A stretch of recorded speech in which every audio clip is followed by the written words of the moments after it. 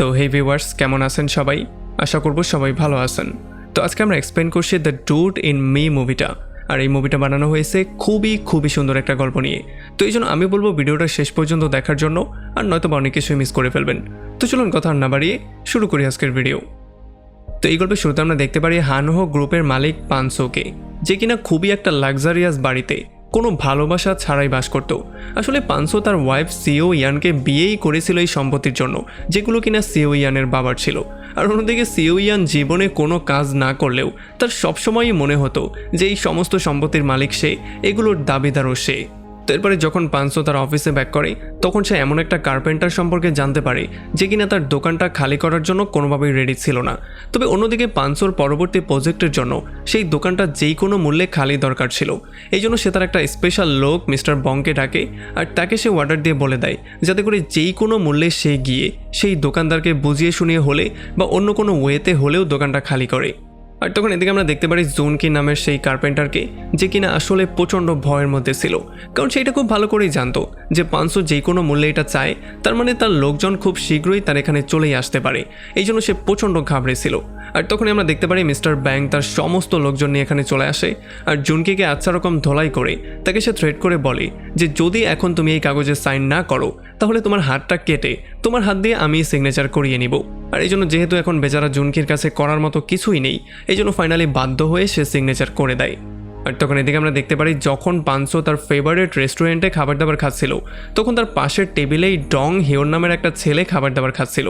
তবে যখন খাবার দাবার শেষ করে ডং হিয়ন তার বিলটা দেওয়ার জন্য যায়, তখন সে লক্ষ্য করে সে তো মানিব্যাগ তার বাসায় ফেলে এসেছে, সে আজকে তো মানিব্যাগ নিয়ে বেরই হয়নি। তবে আমরা দেখতে পারি এই দোকানদার তার উপরে রাগ করার জায়গায় সে উল্টো বলে দেয় যে আজকে তোমার খাবার দাবারের সম্পূর্ণ বিল পানসো দিবে। আর এটা শোনার পরে যদিও পানসোর কাছে একটু অদ্ভুত মনে হয়, তবে তবুও সেই ছেলেটার বিলটা দিয়ে দেয়। আর বিল নেয়ার পরে এই মহিলা পানসোকে বলে যে আজকে তুমি যেই ভালো কাজটা করেছো সেটার ফল তুমি খুব শীঘ্রই পাবে। আর এর একটু পরেই আমরা দেখতে পারি ডং হিউন নামের সেই ছেলেটা একটা দেয়ালের একেবারে কোনায় গিয়ে একটা জুতাকে বের করার ট্রাই করছিল। আর যখনই সে অনেক কষ্টে জুতাটাকে টাচ করে ফেলে, তখনই তার পাটা পিছলে যায় আর সে সোজা নিচের দিকে পড়া শুরু করে। আর দুর্ভাগ্যক্রমে নিচেই পাঞ্চো দাঁড়িয়েছিল, আর সে গিয়ে সোজা পাঞ্চোর উপরেই পড়ে। আর একটু পরে যখন পাঞ্চো জ্ঞান ফিরে পায়, তখন সে দেখতে পারে সে হসপিটালে আছে, আর একটা নার্স তাকে বাচ্চা বাচ্চা বলে ডাকছে, যেটা কিনা পাঞ্চোর জন্য খুবই অদ্ভুত একটা ব্যাপার ছিল। তবে তবুও সে কোনো রকমে বাইরে বেরিয়ে যখন চারপাশে ভালো করে চেক করার ট্রাই করে, তখন সে পাশেরই একটা কেবিনে তার ডেড বডিটাকে দেখতে পারে। আসলে তার বডিটা সেখানে কোমার মধ্যে পড়েছিল। এখন এগুলো দেখার পরে পানসো পুরোপুরি শক্ট হয়ে গিয়েছিল, সে বুঝতেই পারছিল না যে হচ্ছেটা কি এখানে। তবে তখনই এখানে কার্পেন্টার জোনকে চলে আসে, যে কিনা এসেই তাকে জড়িয়ে ধরে তার ছেলে বলা শুরু করে। এগুলোর জন্য সে আরও বেশি কনফিউজ হয়ে যায়। তবে যখন সে নিজেকে আয়নায় দেখে, তখন সে পুরোপুরি শক্ট হয়ে যায়। সে দেখতে পারে তার আত্মাটা আসলে ডনকির শরীরের মধ্যে চলে এসেছে। আসলে একটু আগে সে যে লোকটার হাত কাটার হুমকি দিয়ে এসেছিল, এখন সে তারই ছেলে হয়ে গেছে। আর তার এমন বদলানো হাবভাব দেখার পরে ডক্টর এটা কনফার্ম করে তাদেরকে বলে দেয় যে তার রেট্রো অ্যামনেশিয়া নামের একটা রোগ হয়েছে। আর এইটা শোনার পরেই পাঞ্চোর মনে পড়ে সেই মহিলার কথা, মানে রেস্টুরেন্টের সেই মহিলার কথা। আর এই জন্য যখন পাঞ্চো দৌড়ে সেই রেস্টুরেন্টের কাছে আসে, তখন সে দেখতে পারে যে এই রেস্টুরেন্টটা তো সারা জীবনের জন্য বন্ধই হয়ে গেছে। এই জন্য সে খুবই হতাশ হয়ে যায়। আর তখন অন্যদিকে আমরা দেখতে পারি মিস্টার ইয়ান, যে কিনা পাঞ্চোর সবচেয়ে বড় শত্রু ছিল, সে যখন দেখতে পারে পাঞ্চোর সাথে এমন একটা ঘটনা হয়েছে, তখন সে খুশিতে পুরো আত্মহারা হয়ে যায়। তবে তখন সে আরও একটা ভয়ঙ্কর প্ল্যানিংও করে। সে প্ল্যানিং করে কোমায় থাকা অবস্থায় সে পাঞ্চোকে সেখানে শেষ করে দেবে। আর তখন এদিকে যখন পানসো তার আসল ঘরে ব্যাক করে, তখন তার ওয়াইফ তাকে দেখার পরে পুরোপুরি ভয় পেয়ে যায়। আর সে তাকে বারবার করে এখান থেকে চলে যাওয়ার জন্য বলে। যখন পানসো তাকেও বোঝানো শুরু করে যে আসলে এত ঘাবড়ানোর কিছু নেই, আমি হচ্ছে কি তোমার হাজব্যান্ড, তখন সেই মহিলা প্রচণ্ড রাগ করে সিকিউরিটি গার্ডদের মাধ্যমে তাকে পুলিশের কাছেই হস্তান্তর করে দেয়। আর এরপরে জুনকি যখন পুলিশ স্টেশনে আসে, তখন সে এই ব্যাপারটাই বুঝতে পারছিল না যে তার ছেলে এইরকম বিহেভ কেন করছে। আর যেহেতু সে নাবালক ছিল, মানে তার 18 বছর কমপ্লিট হয়নি, এই জন্য পুলিশ তার উপরে কোনো মামলাও করে না, তাকে তার বাবার আন্ডারে ছেড়ে দেওয়া হয়। আসলে এই ইয়াং পাঞ্চো চাচ্ছিল যেই কোনো ওয়েতে তার শরীরের মধ্যে ব্যাক করতে।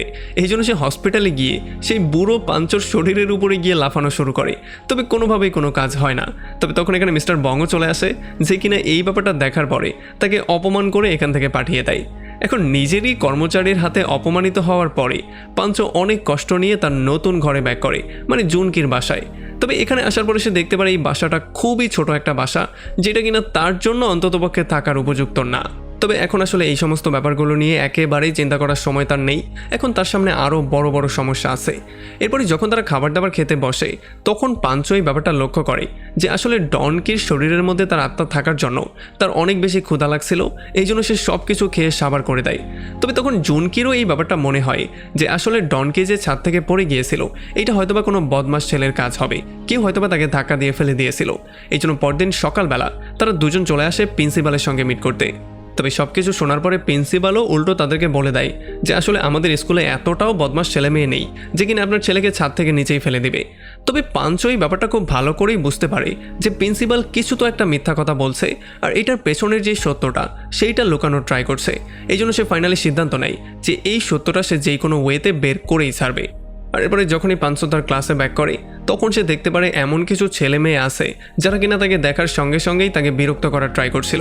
আর এতে করে পাঞ্চো এটা ক্লিয়ারলি বুঝতে পারে যে আসলে ডং হিউন ছিল খুবই শান্তশিষ্ট একজন ছেলে। এই জন্য যত বদমাস ছেলেমেয়েরা ছিল তারা সবসময় তাকে ডিস্টার্ব করার ট্রাই করতো। তো এরপরে যখন লাঞ্চ টাইম শুরু হয়ে যায় তখন হিউনজুং নামের একটা মেয়েকে সবাই ডিস্টার্ব করা শুরু করে আর তার উপরে টর্চারও করা শুরু করে। তবে এগুলো দেখার পরে যখন পাঞ্চো তাদেরকে থামার জন্য বলে তখন তাদের লিডার টাইওক এসে পাঞ্চোর সাথেই তর্কাতর্কি শুরু করে দেয়। তবে যখন এই ব্যাপারটা ঝগড়া থেকে মারামারির দিকে যাচ্ছিল তখনই তাদের ক্লাস টিচার চলে আসে। এই জন্য ফাইনালি টাইওক পেছনের দিকে সরে যায়। তবে স্কুল ছুটির পরে টাইওক তার লোকজন নিয়ে এসে পাঞ্চোকে ধরে ফেলে আর তাকে পেটানোর ট্রাই করে। তবে যেহেতু পাঞ্চো হচ্ছে গিয়ে অনেক শক্তিশালী এই জন্য সে তাদেরকে চট দিয়ে দিয়ে সবগুলোকে ঠিক করে দেয়। আর পরদিন সকালবেলা টাইওক তার লোকজন নিয়ে অন্য একটা ছেলেকে বাথরুমে নিয়ে টর্চার করছিল। তবে তখন এখানে পাঞ্চো চলে আসে আর যখনই টাইওক তার লোকজন পাঞ্চোকে দেখতে পারে তখন তারা এতটাই ভয় পেয়ে যায় যে তারা মাটিতে শুয়ে পর্যন্ত পড়ে। আর পাঞ্চো তাকে শাস্তি দেওয়ার জন্য তার ফোনটা একদিনের জন্য নিজের কাছে রাখার সিদ্ধান্ত নেয়। তো এরপরে যখন সে ফোনটা নিয়ে বাসায় আসে তখন সে এখানে একটা ভিডিও পেয়ে যায়, যেই ভিডিওর মাধ্যমে সে ক্লিয়ারলি এটা বুঝতে পারে যে কিভাবে টাইওক আর তার পুরো দল মিলে ডং হিউকে বাজিতে হারিয়ে তাকে দেয়ালের উপরে চড়তে বাধ্য করে। আর সেখান থেকেই সে গিয়ে পাঞ্চোর উপরে পড়েছিল। আর এরপর যা হয়েছে সেটা তো আমরা জানি। এই জন্য পরদিন সকালবেলা টাইউককে তার লিডার উঠিয়ে নিয়ে যখন আচ্ছা রকম ধোলাই করছিল তার ফোনটা দেওয়ার জন্য তখন এখানে পাঞ্চো চলে আসে। আর পাঞ্চো তাকে খুবই সাবধান করে দিয়ে বলে যে এই সমস্ত মারামারি কাটাকাটি বন্ধ করতে হবে, স্কুলের মধ্যে এগুলো আর কোনোদিনও চলবে না। আর যেহেতু পাঞ্চোর কাছে তার সেই ভিডিও ছিল এই জন্য সে চুপচাপ সব কিছু মেনে নেয়, সে কিছু বলতেও পারে না। আর তখন এদিকে আমরা দেখতে পারি পাঞ্চোর ওয়াইফ সিও ইয়ান তার স্বামী অসুস্থ হওয়ার এই সুযোগটা নিয়ে বিভিন্ন ইয়াং ছেলেদের সাথে সম্পর্ক করা শুরু করে, তাদের সঙ্গে ডেটে যাওয়া শুরু করে, রুমে যাওয়া শুরু করে। তবে খুব শীঘ্রই পাঞ্চোর যেই ভয়ঙ্কর দুশ্মন আছে মিস্টার ইয়ান এই ব্যাপারটা জানতে পারে। এই জন্য সে সিও ইয়ানের সঙ্গে মিলে পাঞ্চোকে ডিস্ট্রয় করার একটা প্ল্যানিং করে। আর এরপরে সেদিন রাতের বেলায় পাঞ্চো চলে আসে হসপিটালে মিস্টার ব্যাংকের সাথে মিট করতে। আর এখানে অনেকক্ষণ ধরে ট্রাই করার পরে ফাইনালি সে মিস্টার ব্যাংকে সমস্ত সত্যিটা বলে দেয়। সে বলে দেয় তার সাথে কি হয়েছিল আর এখন সে কে। তো এরপরে পরদিন সকালবেলা যখন পাঞ্চো স্কুল থেকে বাসার দিকে ব্যাক করছিল তখন সে ভুল করে হিয়নজোয়ের সাথে ধাক্কা খেয়ে যায়। আর এই ধাক্কার জন্য তার টেডি বিয়ারটা নিচে পড়ে যায়। আর যখন পাঞ্চো সেই টেডি বিয়ারটা ফেরত দেওয়ার জন্য তাকে ফলো করে তার কাছে যায় তখন সে দেখতে পারে হিয়নজুনের মা মিসুনকে। তবে মিসুনকে দেখার পরে পাঞ্চো পুরোপুরি শকড হয়ে যায়। আসলে মিসুন ছিল তার প্রথম ভালোবাসা, যাকে কিনা সে টাকার জন্য ছেড়ে দিয়েছিল। তবে এখন যখন সে মিসুনকে দেখতে পেয়েছে তখন সে পুরোপুরি শকড হয়ে গিয়েছে। এই জন্য সে তার আগের নামে তাকে ডাকে। তবে যখন মিসুনও এটা শুনতে পারে তখন সেও পুরোপুরি শকড হয়ে যায়।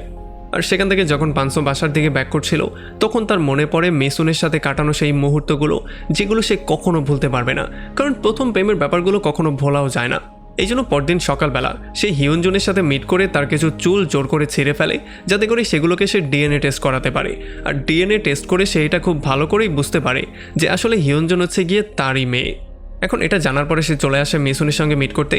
আর মিসুনের কাছে সমস্ত ব্যাপারগুলো বলে সে মিসুনের জীবন সম্পর্কে জিজ্ঞেস করে। তবে এটা শোনার পরে মিসুন কান্না করতে করতে তাকে বলে যে সে কি করে তার এই ছোট্ট মেয়েটাকে বড় করেছে, কারণ তার হাজব্যান্ড তো তাকে সেই কবেই ছেড়ে দিয়ে চলে গিয়েছে। আর তখন এদিকে আমরা দেখতে পারি সিও ইয়ান তার বাবার কাছে কিছু ডুপ্লিকেট কাগজপত্র নিয়ে আসে, যেই কাগজপত্রগুলো মতে পাঞ্চো তাদের কোম্পানির টাকাগুলোকে বিভিন্ন ডুপ্লিকেট খাতে ইউজ করছে আর সেগুলোকে সরিয়ে ফেলার ট্রাই করছে। তবে আসলে এগুলো ছিল সম্পূর্ণ মিথ্যা, কারণ সিও ইয়ান এই কাজগুলো করছিল মিস্টার ইয়নের কথায়। তবে তার বাবাও তার মেয়ের উপরে প্রচণ্ড বিশ্বাস করছিল। এই জন্য ফাইনালি সে সিদ্ধান্ত নিয়ে ফেলে যে পাঞ্চো যখনই কোমা থেকে বাইরে বের হবে তখনই সে তাকে কোম্পানি থেকে বের করে দেবে। এরপরে এদিকে আমরা দেখতে পারি পাঞ্চো তার মেয়ের সঙ্গে বেশি বেশি সময় স্পেন্ড করার জন্য একটা জিমে জয়েন করে ফেলে, যেই জিমের মধ্যে হিয়নজুন আগে থেকেই আসতো। এখন যদিও প্রথম দিকে তাকে দেখার পরে তার একটু সন্দেহ হয়ে যায়, এই জন্য হিয়নজুন সেখান থেকে চলে যাওয়ার ট্রাই করে। তবে তখনই মিস্টার ব্যাং এখানে ট্রেনার হিসেবে চলে আসে আর তাদের দুজনকে ট্রেনিং করানো শুরু করে। আর এমন করেই বিগত কতগুলো দিন তারা দুজনে একসাথেই ট্রেনিং করে, একসাথেই জিম করে ওয়েট লুজ করার ট্রাই করে। আর ফাইনালি পাঞ্চো অনেক পরিশ্রম করার পরে নিজের ওয়েট লুজও করে ফেলে। আর যখন সেই নতুন লুক নিয়ে স্কুলে চলে আসে তখন সমস্ত মেয়েরা তার উপরে ফ্ল্যাট হয়ে যায়, কারণ তার এই নতুন লুক দেখার পরে সবাই পুরোপুরি শক্ট হয়ে গিয়েছিল। তবে সেদিন লাঞ্চ টাইমের সময় হিয়নজুকে কিছু মেয়ের ডিস্টার্ব করার জন্য চলে আসে। তবে এইবার হিয়নজুও পুরোপুরি রেডি হয়েছিল, এই জন্য সে খুবই সহজে সেই মেয়েদেরকেও শিক্ষা দিয়ে দেয়। সেদিন রাতের বেলায় পাঞ্চো আবারও চলে আসে মিসুনের সঙ্গে মিট করতে। আর তার রেস্টুরেন্টে বসে খাবার দাবার খাওয়ার সময় মিসুন তার পুরনো প্রেমিক সম্পর্কে তাকে বলে, যাকে সে জানে মারতে চেয়েছিল। আর এটা শোনার পরে পাঞ্চো ক্লিয়ারলি বুঝতে পারে যে আসলে মিসুন তার কথাই বলছিল। তবে যখন মিসুন তার সঙ্গে কথাবার্তা বলার পরে অন্য কাস্টমারদের খাবার দাবার দেওয়ার জন্য যায়, তখন সেই কাস্টমাররা তার সঙ্গে বেয়াদবি করা শুরু করে। তবে এই ব্যাপারটা পাঞ্চোর একেবারেই পছন্দ হয় না, এই জন্য সে কাস্টমারদের সঙ্গে মারামারি করা শুরু করে। যদিও মিসুন তাকে বারবার করে থামানোর ট্রাই করছিল, তবে পাঞ্চো মিসুনকে ভেতরে ঢুকিয়ে দিয়ে কাস্টমারদেরকে আচ্ছা রকম ধলাই করা শুরু করে। এই ব্যাপারগুলোর জন্য মিসুন কোনোভাবেই বুঝতে পারছিল না যে পাঞ্চোর হয়ে গেছেটা কি, সে কেন এই কাজগুলো করছে। এই জন্য যখন সে ফাইনালি তাকে জিজ্ঞেস করে তখন পাঞ্চো তাকে সমস্ত ব্যাপারগুলো বলে দেয়। যদিও প্রথমে মিসুন এই কথাগুলোতে বিশ্বাস করতে চাইছিল না, তবে পরবর্তীতে অনেকগুলো কোয়েশ্চেন করার পরে ফাইনালি মিসুন এটা বুঝতে পারে যে পাঞ্চো আসলেই সত্যি কথা বলছে, সেই হচ্ছে তার পুরনো প্রেমিক। তবে যখন মিসুন এই সত্যিটা জানতে পারে তখন সে পাঞ্চোকে ঠিক তেমন করেই চলে যাওয়ার জন্য বলে, যেমন করে অনেকগুলো বছর আগে সে বলেছিল। তো এরপরে পরদিন স্কুলে মিনহো নামের একটা ছেলে হিয়নজুকে তার বার্থডে পার্টিতে ইনভাইট করে। আর হিয়নজুও কোনো চিন্তাভাবনা না করে তার বার্থডে পার্টিতে যাওয়ার জন্য রেডি হয়ে যায়। আর যখন সন্ধ্যাবেলায় সে পুরোপুরি রেডি হয়ে তার বার্থডে পার্টিতে যায়, তখনও সেই ব্যাপারটা জানতো না যে মিনহুর আসল প্ল্যানিংটা কী ছিল। আর তখন এদিকে পাঞ্চো চলে আসে আরও একবার মিসুনের সাথে মিট করতে, আর সে বারবার করে তাকে বোঝানো শুরু করে। তবে মিসুন কোনোভাবেই তার সঙ্গে কোনো সম্পর্ক রাখতে চায় না। তবে পাঞ্চো কোনোভাবে হার মানার পাত্র ছিল না, সে জোর করে মিসুনকে ধরে একটা কিসি করে দেয়। তবে যখন এই ব্যাপারটা সবাই এখানে দেখতে পারে তখন তারাও পুরোপুরি শকড হয়ে যায়। তারা বুঝতেই পারছিল না যে একটা বৃদ্ধ মহিলার সঙ্গে একটা এত ইয়াং ছেলে কী করে প্রেম করতে পারে। এই জন্য মিসুনও প্রচণ্ড রাগ করে ফেলে, আর সে পাঞ্চোকে জোরে একটা চড় মেরে সেখান থেকে বেরিয়ে চলে যায়। তবে পাঞ্চো কোনোভাবেই হার মানছিল না, সে বারবার করে তাকে ফলো করে যাচ্ছিল, বারবার করে তাকে বোঝানোর ট্রাই করছিল। তবে তখনই তার একটা বন্ধু তাকে কল দিয়ে বলে যে হিয়নজুকে মিনহো তার পার্টিতে নিয়েছেই এই জন্য যাতে করে তার বন্ধুদের সাথে মিলে সে তাকে অপমান করতে পারে আর তাকে রেপ করতে পারে। আর এইটা শোনার পরে পাঞ্চো প্রচণ্ড রাগ করে দৌড়ে চলে আসে সেই পার্টির মধ্যে। তবে ততক্ষণে পার্টিতে মিনহো তার বন্ধুদেরকে নিয়ে হিয়নজুকে অপমানও করা শুরু করে দিয়েছে, তার উপরে তারা মদও ঢেলে দেয়। তবে তখন এখানে পাঞ্চো চলে আসে, আর যখন সে তার মেয়ের এই অবস্থা দেখতে পারে তখন তার মাথাটা প্রচণ্ড গরম হয়ে যায়, আর সে পাগলের মতো তাদেরকে পেটানো শুরু করে। তার এই নতুন রূপটা দেখার পরে এখানে সবাই পুরোপুরি শক্ট হয়ে গিয়েছিল, কারণ তারা কেউ বুঝতেই পারেনি যে এত বলদ একটা ছেলে এত ভয়ঙ্করও হতে পারে। আর এরপরে মিস্টার ব্যাং এসে পাঞ্চোকে এটা বুঝিয়ে বলার ট্রাই করে যে কিভাবে তার ওয়াইফ সিও ইয়ান তাকে কোম্পানি থেকে বের করে দেওয়ার একটা প্ল্যানিং করেছে। এটা শোনার পরে সে তার বাবার জন্য একটা লেটার লেখে, আর সেই লেটারটাকে সঠিক জায়গায় পৌঁছে দেওয়ার দায়িত্ব সে মিস্টার ব্যাংয়ের হাতে দেয়। তারপরে পরদিন সকালবেলা স্কুলের একটা মেয়ে এসে পাঞ্চোকে তার সঙ্গে ডেটে যাওয়ার জন্য একটা অফার দেয়। তবে এটা শোনার পরে পাঞ্চো প্রচণ্ড রাগ করে তাকে না করে দেয়। তবে তখন হিয়নজু এসে তাকে ঠিক একই প্রস্তাবটা দেয়। এটা শোনার পরে পাঞ্চোর মন ভেঙে চুরমার হয়ে যায়, সে বুঝতেই পারছিল না সে কি বলবে, সে যে তার বাবা সেটাও সে বলতে পারছিল না। তবে সে প্রচণ্ড রাগের মাথায় তাকেও না করে দিয়ে সেখান থেকে চলে যায়। তবে যখন এই ব্যাপারটা মিসুন জানতে পারে তখন সে তার মেয়েকে প্রচণ্ড বকাঝকা করে, আর সে তাকে অর্ডার দিয়ে বলে দেয় যে পাঞ্চোর থেকে যতটা সম্ভব দূরে থাকার জন্য। আর তখন সেদিন রাতের বেলায় মিস্টার বং চলে আসে হসপিটালে ডং হিউংকে মারার জন্য। তবে যখন সে ডং হিউংকে মারতেই যাচ্ছিল তখন ডং হিউং জ্ঞান ফিরে পেয়ে যায়, আর সে তাকে পাঞ্চো মনে করে দৌড়ে উল্টা দিকে পালিয়ে যায়। এখন ডং হিউং যখন দেখতে পারে সে নতুন একটা বডিতে নতুন জন্ম নিয়েছে, তখন সে প্রথমেই চলে আসে তার বাবার সঙ্গে মিট করতে। তবে তার বাবা কোনোভাবেই তাকে চিনতে পারছিল না, সে তাকে পরিচয়ই দিতে চাচ্ছিল না। তবে তখন এখানে পাঞ্চো চলে আসে, আর ফাইনালি তাদের দুজনের কথাবার্তা শোনার পরে জনকে এই ব্যাপারটা ফাইনালি বুঝতে পারে যে আসলে কোনটা তার ছেলে আর কোনটা হচ্ছে গিয়ে পাঞ্চো। এখন পাঞ্চো এই সমস্ত ব্যাপারগুলো ঠিক করার জন্য ডং হিউনের কাছে সাহায্য চায়। এই জন্য পরদিন সকালবেলা তারা দুজন চলে আসে মিসুনের কাছে, আর তারা এসে তাকে এটা বুঝিয়ে বলে যে এখন তারা আবারও যার যার বডিতে ব্যাক করেছে, এখন আর সে আগের মতো নেই, এখন পাঞ্চো আবারও সেই পুরনো বডিতে শিফট করেছে। এখন যখন সেই বুড়ো পাঞ্চো মানে ডং হিউন তার কাছে মাফি চাচ্ছিল, তখনই এখানে মিস্টার ইয়ং চলে আসে তার সমস্ত লোকজন নিয়ে। এখন ডং হিউং তার সামনে এতগুলো লোক দেখতে পেয়ে প্রথমেই কান্নাকাটি করা শুরু করে দেয়। এই জন্য পাঞ্চো তাদের দুজনকে রুমের মধ্যে রেখে দিয়ে সে নিজেই তাদেরকে ফেস করার সিদ্ধান্ত নেয়। তবে এইবার মিস্টার ইয়াং ফুললি রেডি হয়ে এসেছিল, এই জন্য পাঞ্চোর একার পক্ষে কোনোভাবেই এতগুলো লোককে মারা সম্ভব ছিল না। এই জন্য ফাইনালি তারা সবাই পাঞ্চোকে ধোলাই করে যখনই তাকে মারতে যাচ্ছিল, তখনই মিসুন একটা গ্যাসের সিলিন্ডার এনে এখানে একটা ব্লাস্ট করার হুমকি দেয়। এটা শোনার পরে মিস্টার ইয়াং আর তার লোকজন প্রচণ্ড ভয় পেয়ে যায়, আর তারা দৌড়ে সেখান থেকে পালিয়ে যায়। যদিও এখন মিসুন এটা ক্লিয়ারলি বুঝে গিয়েছিল যে তারা দুজন এখন মিথ্যা কথা বলছে, তবুও সে ডং ইয়নকে পাঞ্চো মনে করে তাকে জড়িয়ে ধরে আর তাকে তার সমস্ত মনের কথাগুলো খুলে বলে যে কেমন করে তাকে একাই তার এই ছোট্ট মেয়েটাকে বড় করতে হয়েছে, যেই মেয়েটা কিনা তার স্বামীর ছিল না, যেই মেয়েটা কিনা ছিল তার পুরনো প্রেমিকের। তারপরও এত ঝামেলা ফেস করে সে কিভাবে এই পর্যন্ত এসেছে, সমস্ত জার্নিটা সে তাকে বলে। আর তখন এদিকে আমরা দেখতে পারি সিও ইয়ানের বাবা মিস্টার হান সিও ইয়ান সম্পর্কে সমস্ত ব্যাপারটা জেনে গিয়েছে, তার সিক্রেট প্ল্যানটা সম্পর্কে সে জেনে গিয়েছে, আর তাছাড়া সে যে এক্সট্রা ম্যারিটাল অ্যাফেয়ার করতো সেইটাকেও সে ধরে ফেলেছে। এই জন্য সে সিও ইয়ানকে তার সমস্ত সম্পত্তি থেকে বেদখল করে দেয়, মানে সে তার মেয়ে হলেও কোনোভাবেই সে আর তার সম্পত্তির ভাগ পাবে না। এই জন্য সে পাঞ্চোকে দ্রুত তার সঙ্গে মিট করার জন্য ডাকে। এখন যেহেতু পাঞ্চো নিজে তার সামনে যেতে পারবে না, এই জন্য সে ডং হিউনকে কানের মধ্যে একটা ইয়ারফোন লাগিয়ে তাকে মিস্টার হানের সামনে পাঠায়।